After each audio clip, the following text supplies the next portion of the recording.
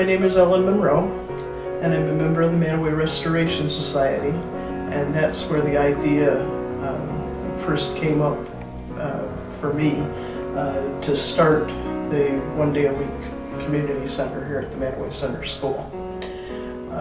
We were talking in the Restoration Society, this was 3 years ago, about, I think it was 2013, and we were talking about saving the school.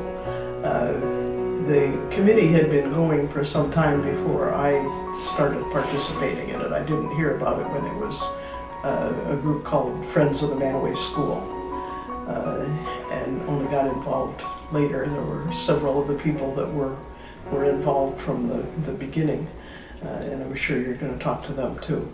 But when we were talking about the forces that seemed to be coalescing to try to tear the school down, and people who thought that it was a drain on the community's finances and we couldn't afford it.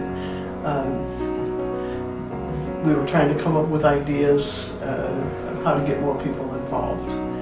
And none of the things that were coming up seemed particularly exciting to me. And it seemed to me that what we needed to do was to get more people into the school.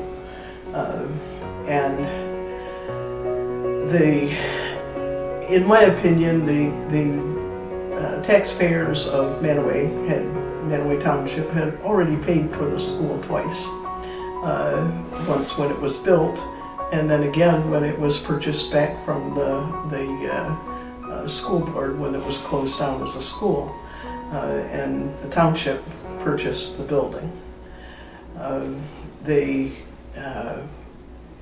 The wing, the cafeteria wing that had been built in the 60s was available for rent to anybody for various costs and just about any kind of event. But it wasn't something that was publicized a whole lot, and there weren't regular activities where members of the community could come into the school. So I got the idea of having a one-day-a-week community center. I avoided calling it a senior center because I wanted to have wider participation. To start, it was only available for rent. It was not available free for community uses. So I rented it for on my own, out of my own pocket, for a period of, I forget, it was either 6 or 8 weeks. I'm pretty sure it was the spring of 2013. No, it would have been 2014. Just as an experiment to see if there would be community response. It started out pretty well. Most weeks we had about 20 people, sometimes as many as 30. And there was some distribution of age, though mostly it was seniors because it was during the day.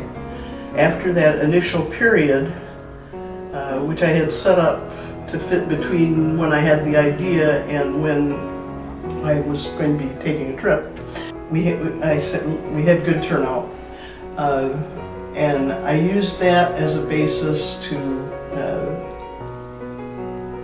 compose a letter to the trustees with the statement that I just said about having already paid for the building twice, to request that for events of the type I was running, we should not have to pay rent for the building. That if it's available for community use, everybody in the community is invited, and it's not a fundraiser, it's not political or religious oriented or anything, it's just community, that we shouldn't have to pay for use of the building. And the trustees debated that for some period of time, and finally decided that they would go along with that idea but not at the times that it was most likely to be requested for rentals.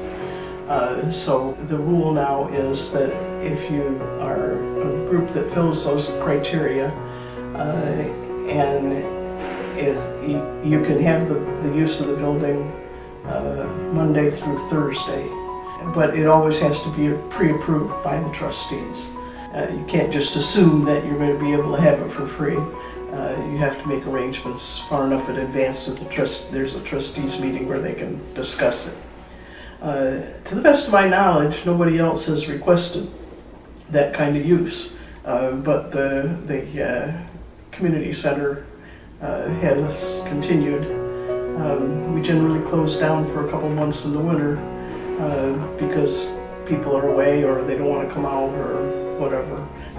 It has been going, I'm pretty sure this is our 4th year.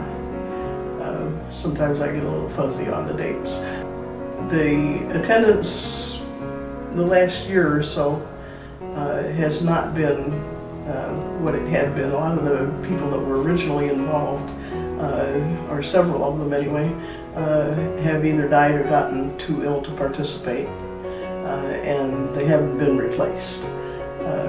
So we need to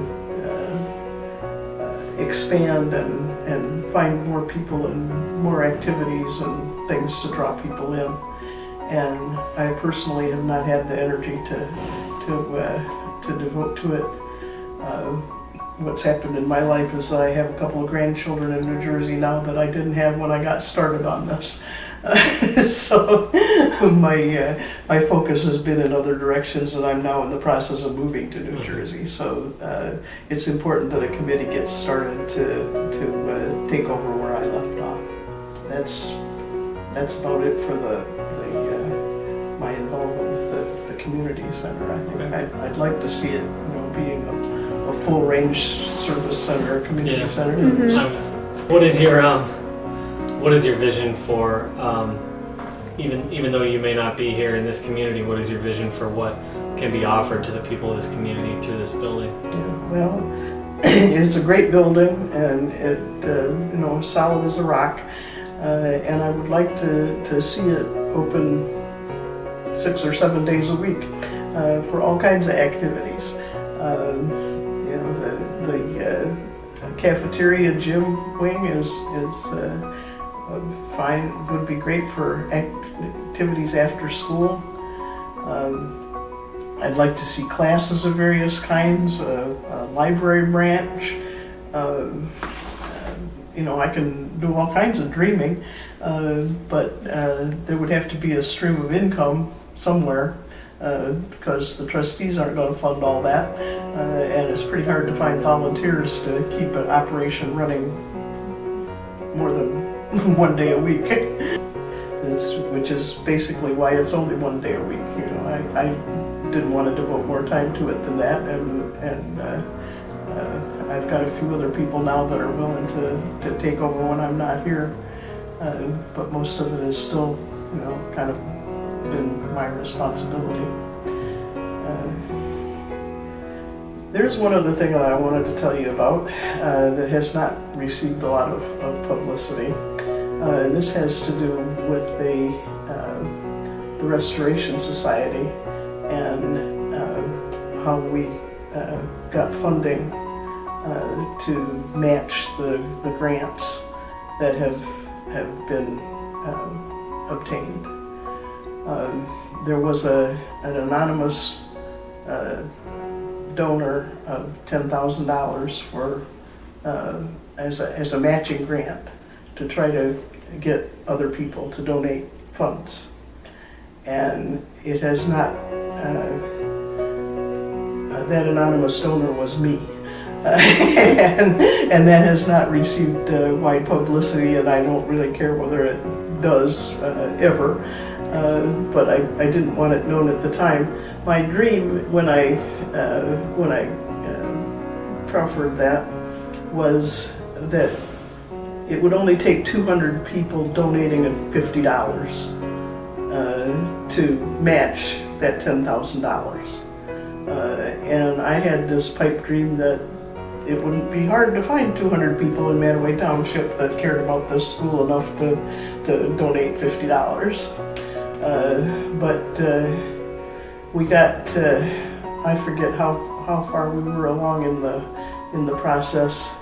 I don't think we were up to $5,000 yet when it just kind of seemed to stall.